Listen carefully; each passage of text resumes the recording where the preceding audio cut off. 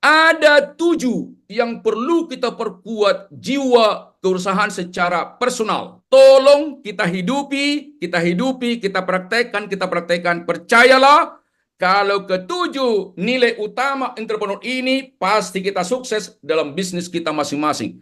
Yang pertama, apa nilai yang utama pertama kita miliki sebagai pengusaha? Satu, disebut namanya have noble morals. Artinya apa? Memiliki akhlak mulia, memiliki karakter terpuji. Caranya gimana? Hubungannya dengan Sang Pencipta, hablu minallah, hablu minan nas. Hubungan dengan Sang Pencipta erat dan juga akan berdampak kepada diri, kepada orang lain, kepada customer, kepada siapapun. Jadi yang pertama, tolong kita miliki namanya nilai have noble morals, memiliki akhlak mulia.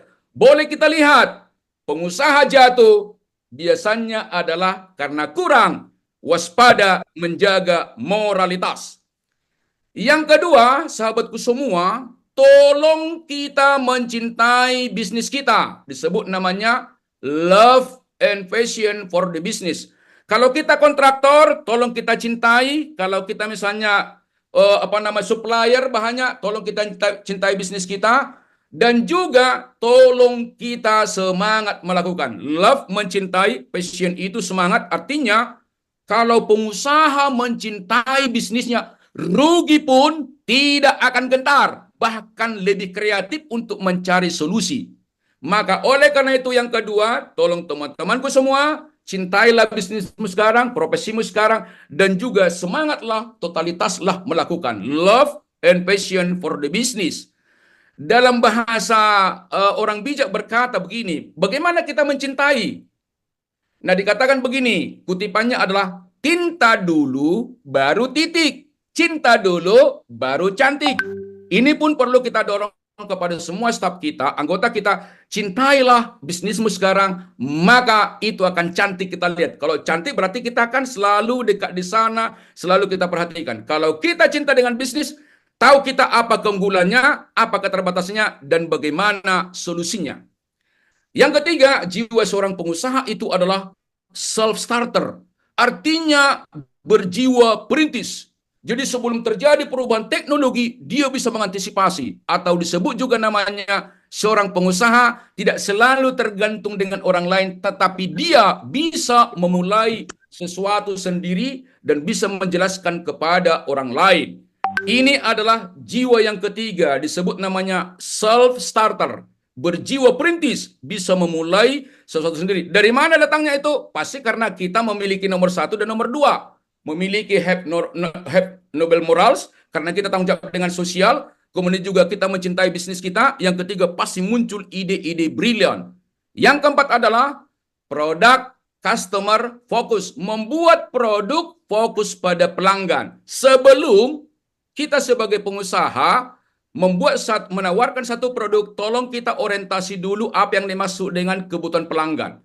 Kenapa? Kalau bicara bisnis, itu pastikan customer oriented. Apa yang dibutuhkan. Maka jangan pernah kita membuat satu konsep desain produksi kalau kita belum tahu apa yang dibutuhkan oleh customer. Karena dua orientasinya.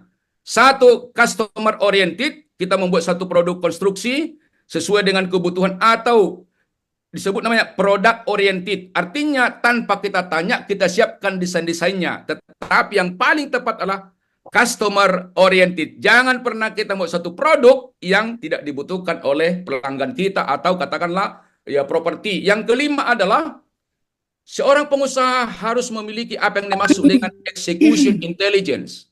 Apa artinya? Dia menggabungkan kecerdasan, spiritual quotient, intelligent quotient, emotional quotient, adversity quotient. Artinya hubungan spiritual dengan Sang Pencipta, otaknya cerdas, hubungan dengan sesama bagus, dan juga tangguh menghadapi kesulitan. Sahabatku semua, kalau SQ, IQ, EQ, saya percaya teman-temanku sudah pasti supaya hebat. Tapi saya mau tambahkan dulu, bagaimana kita tahu seorang pengusaha dia memiliki, seorang profesional memiliki adversity quotient yang tinggi. Adversity quotient artinya kecerdasan menghadapi kesulitan. Adversity quotient, ada 4 ciri pengusaha yang memiliki EQ tinggi, disebut namanya CORE. Kalau bahasa Indonesianya inti, tapi itu singkatan. C. Seorang pengusaha harus memiliki kontrol diri yang tinggi. Apapun yang terjadi tidak terpengaruh dengan jiwanya, selalu optimis. Yang kedua, origin ownership. Karyawan yang keliru, tapi dia mengambil tanggung jawab. Tidak pernah menyalahkan orang lain, tapi evaluasi diri dan mengambil tanggung jawab. Disebut namanya origin ownership. Yang keempat, disebut namanya REACH.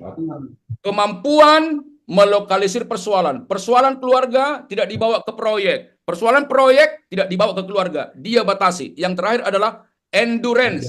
Daya tahan menghadapi kesulitan. Ketika kita menawarkan satu proyek kepada satu perusahaan lain, proyek kita, proyek misalnya kontraktor, ditolak, jangan pernah menyerah. Kenapa ditolak? Cari lagi cara lain. Itu namanya endurance. Tidak penting berapa kali ditolak, tapi berapa kali kita menawarkan dengan perbaikan, tentunya suatu ketika pasti tercapai. Yang keenam adalah, tolong pengusaha itu bukan globalis, bukan generalis. Seorang pengusaha akan banyak mengalami kendala kalau dia generalis atau universal selalu berpikir. Maka kita milikilah yang keenam, able to think in detail. Artinya mampu berpikir detail. Boleh kita lihat pengusaha-pengusaha besar itu pasti owner sehebat apapun, pasti beliau-beliau itu mampu berhitung dengan detail and detail. Mengapa? Supaya beliau bisa mengevaluasi, juga bisa menyiapkan dana sesuai dengan kebutuhannya. Yang terakhir, jiwa kewirausahaan yang harus dimiliki adalah disebut namanya tenacity despite failure. Artinya apa? Tetap gigih meskipun gagal. Tetap bangkit meskipun tertunda kesuksesannya. Teman-temanku semua, tolong kita perkuat dengan tim kita, termasuk dalam diri kita. Jadilah kita menjadi climber sejati. Ada 3 karakter pendaki gunung dihubungkan dengan perjuangan. 1, disebut namanya karakter quitter. Kalau kita menawarkan satu proyek, ditolak, kita langsung menyerah. Berikutnya pasti tolak. Demikian juga seorang pendaki gunung, sudah latihan banyak, begitu gunung lihat tinggi, dia menyerah. Yang kedua adalah camper, camping. Naik ke gunung, mendaki, kemudian ada dataran, ada tempat beristirahat. Artinya apa? Kita pun sudah berhasil dalam satu proyek, jangan puas di situ. Tetap bersyukur, tapi kita harus masuk kepada namanya climber. Apa cirinya? Gunung itu saya tidak katakan tinggi kalau saya belum mencapainya. Proyek itu saya katakan sempurna kalau belum tercapai target kita, dan juga kita adalah menjadi the winner, sang pemenang. Teman-temanku semua, tolong kita menjadi pendaki gunung sejati, disebut namanya climber. Jangan kita tinggalkan sikap Twitter, cepat menyerah, camper cepat puas, tapi jadilah kita menjadi pendaki sejati atau disebut namanya climber. Yang 7 ini perlu kita buatkan di dinding, kita renungkan, kita elaborasi, kita praktekkan, kita ajarkan, kita lakukan. Lama-lama tanpa sadar, ke-7 ini pasti kita miliki dampaknya dahsyat luar biasa. Semangat! Terima kasih sahabat-sahabatku yang baik hati telah berkenaan untuk menonton video ini. Ambillah intinya dan lakukanlah. Mohon sahabat-sahabatku juga berkenan untuk subscribe, bagikan, dan tekan lonceng.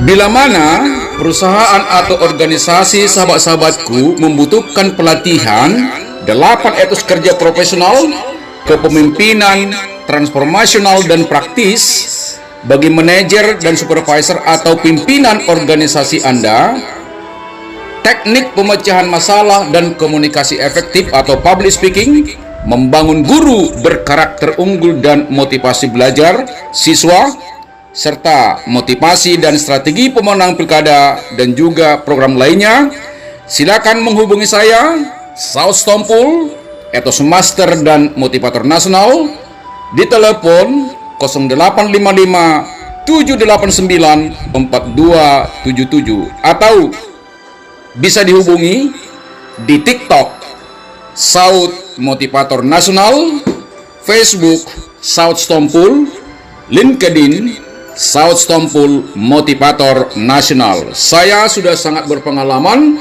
dalam memberikan pelatihan di beberapa bank besar seperti Bank Indonesia, BNI, BRI, dan juga bank umum daerah lainnya, termasuk juga Bank Sulsel, juga Perbarindo, juga perusahaan otomotif seperti Toyota Group, Indomobil Group, kemudian juga perusahaan-perusahaan farmasi seperti Konimex, dan juga industri lainnya. Percayalah, bila mana sahabatku mengundang saya dan memberikan pelatihan kepada pimpinan atau karyawan, pasti bersemangat dan dia menemukan apa makna kerja sesungguhnya. Tidak sekedar mencari uang dan jabatan, tetapi ada yang lebih bernilai tinggi, yaitu nilai etos kerja. Sukses untuk sahabatku, dan doaku seluruh pimpinan di perusahaan, di pemerintahan, organisasi sosial lainnya sukses dan juga tetap semangat. Mari kita sama-sama membangun etos dan karakter unggul bangsa negeri ini. Tetap semangat.